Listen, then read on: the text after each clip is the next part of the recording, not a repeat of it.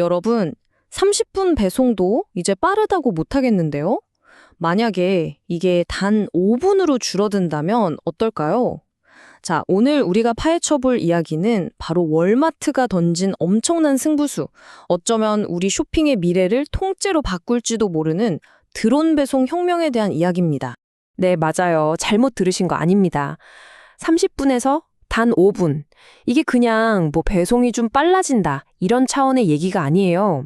우리가 생각하는 속도, 그리고 편의성에 대한 개념 자체가 뿌리부터 흔들리는 그런 순간이 오고 있다는 거죠. 자, 화면에 뜬 이 숫자, 27. 이게 뭘까요?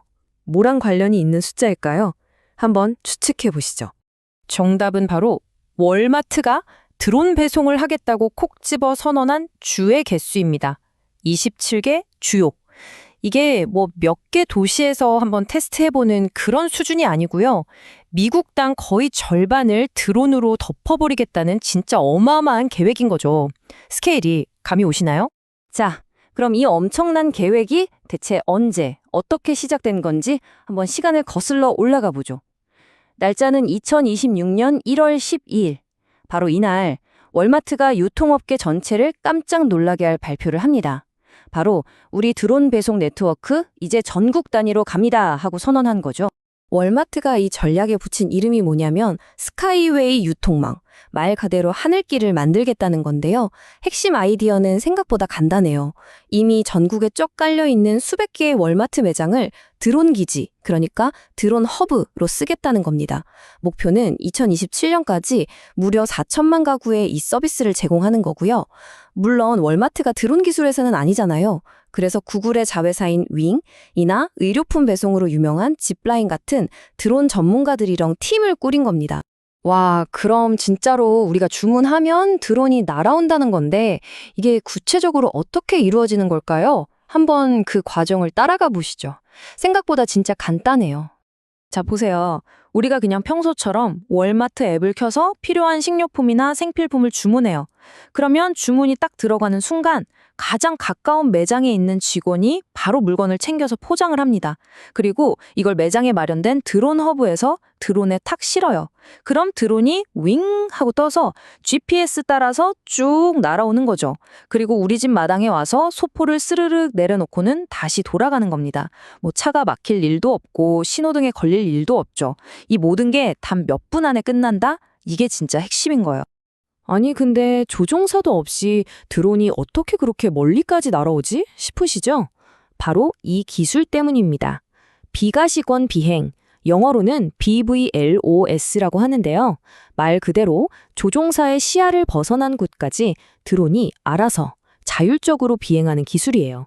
사실 이게 지금까지는 규제 때문에 상용화가 어려웠거든요. 눈에 안 보이는데 어떻게 안전을 보장해 이랬던 거죠. 그런데 드디어 미국 연방항공청 FAA가 좋아, 이제 상업적으로 써도 돼 하고 도장을 꽝 찍어준 겁니다. 대규모 드론 배송에 빗장이 풀리는 순간이었죠. 자, 여기까지 들으면 그냥 와, 배송 엄청 빨라지겠네 싶잖아요. 근데 월마트가 노리는 건 그게 전부가 아닙니다. 이 드론 계획 뒤에는 훨씬 더 큰 그림이 있어요. 바로 라스트 마일 혁명이라는 건데요. 한번 제대로 파고 들어가 보죠. 물류 업계에 약간 격언 같은 말이 있어요. 배송에서 가장 비싼 구간은 마지막 1마일이다. 이게 무슨 말이냐면요.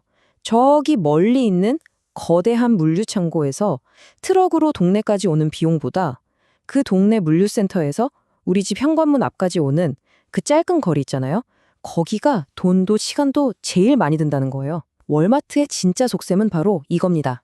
가장 비싸고 비효율적인 이 라스트 마일 구간을 드론으로 완전히 장악해버리겠다. 이거죠.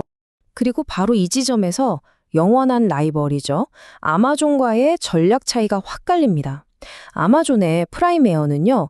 도심 외곽에 엄청 큰 물류센터를 새로 짓고 거기서 드론을 날리는 방식이에요. 일종의 중앙 집중형이죠. 근데 월마트는 정반대입니다. 우리가 왜 돈 들여서 뭘 새로 줘? 이미 전국에 매장이 이렇게 많은데?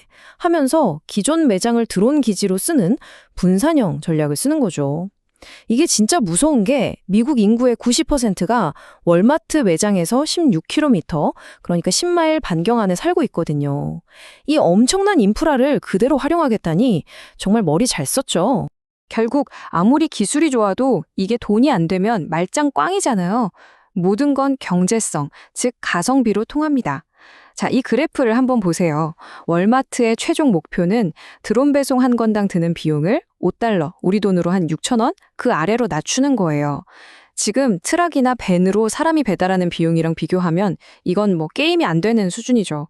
만약에 이게 정말 현실이 된다? 그럼 월마트는 이제 배송에 돈을 쓰는 회사가 아니라 배송으로 돈을 버는 회사가 될 수도 있다는 얘기입니다. 어마어마하죠. 자, 그런데요. 이렇게 막 좋은 얘기만 들으면 뭔가 좀 불안하죠? 맞습니다. 이 어마어마한 계획이 성공하려면 넘어야 할 산도, 건너야 할 강도 아주 많습니다.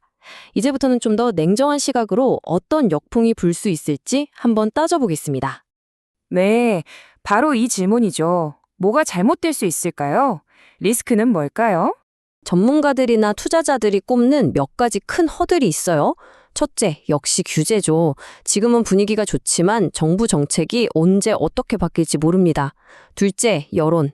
기술이 아무리 발전해도 사람들이 시끄러워서 싫다, 사생활 침해 아니냐 이렇게 반대하기 시작하면 답이 없어요. 셋째, 이건 어쩔 수 없는 건데 바로 날씨입니다. 비 오고 바람 불고 눈보라치는데 드론이 어떻게 날겠어요. 서비스 안정성이 떨어질 수 있다는 거죠. 그리고 마지막, 이게 제일 중요한데요. 바로 안전. 딱 한 번이라도 드론이 떨어져서 사고가 나면 이 서비스 전체가 멈출 수도 있는 아주 치명적인 리스크입니다. 실제로 SNS 여론을 봐도 딱 갈려요.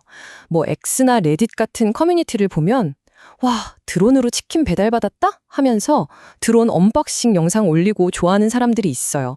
반면에 아니 저게 우리 집 위를 맨날 윙윙거리고 날아다닌다고? 소음은? 사생활은?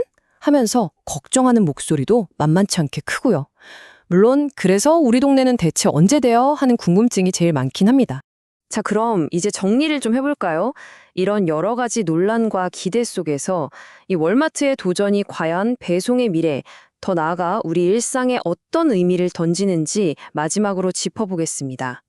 다시 한번 숫자를 보시죠. 150%. 정말 압도적인 숫자죠. 이게 뭘 의미하냐면요. 앞에서 저희가 뭐 규제니, 여론이니, 걱정되는 점들을 얘기했지만 사실 대세는 이미 정해진 것 같아요. 바로 이 숫자 때문입니다. 2025년 하반기에 FAA 상업용 드론 비행 승인 건수가 무려 150%나 늘어났어요. 이건 뭐냐? 규제의 방향이 일단 막고 보자에서 안전하게 밀어주자 쪽으로 확실히 바뀌고 있다는 강력한 신호인 거죠. 그래서 오늘 이야기의 최종 결론, 핵심은 바로 이겁니다. 월마트의 드론 계획은요, 그냥 배송 방법 하나 바꾸는 게 아니에요. 이건 월마트가 우리는 더 이상 그냥 물건 파는 소매업체가 아니다. 우리는 기술로 승부하는 테크 기업이다. 라고 선언하는 것과 같아요. 회사의 정체성 자체를 바꾸고 시장에서 완전히 다른 평가를 받겠다는 정말 담대한 승부수인 셈이죠. 그리고 이 모든 혁명이 향하는 마지막 질문은 아마 이게 아닐까 싶습니다.